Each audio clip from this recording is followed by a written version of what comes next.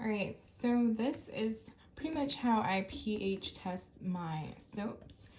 So right here I have my pH test paper, and in this little cap I have distilled water. Let me see if you can see that. Distilled water.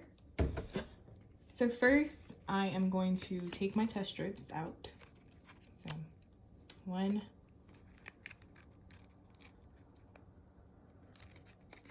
2. And then I'm going to take some water.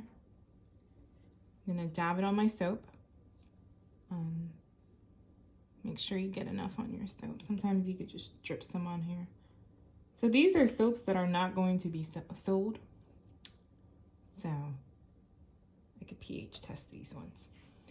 So after you get it nice and wet, I'm gonna take a pH test and I'm gonna tap it on here.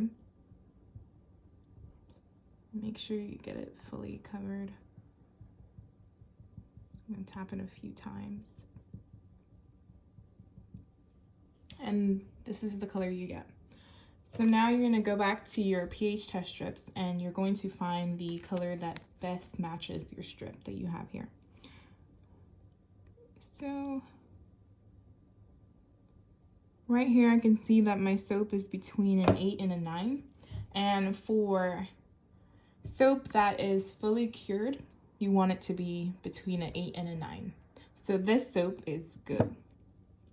So next we're gonna test strip this one. So we're gonna drop some water on here. Swipe it around.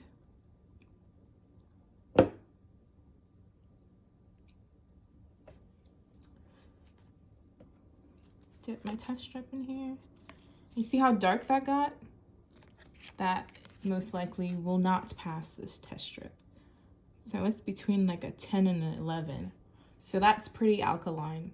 So this soap is not ready. So it's gonna sit on my shelf for a little bit more until it is fully passing the pH test. So these are the two soaps, the two test strips. So this is that soap and this is this soap. You see the difference? So yeah, this one's not ready yet, but this one's ready. So I'm gonna use this one for about a week in my shower, see how it performs, and then it should be up on the website. I'm also just gonna do a random test for my water, just to see if there's any faulty test strips.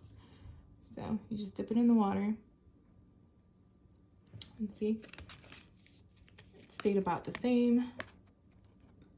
So you know that the test strip isn't faulty.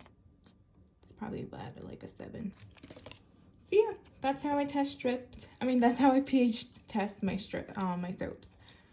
So these are the 3 of them.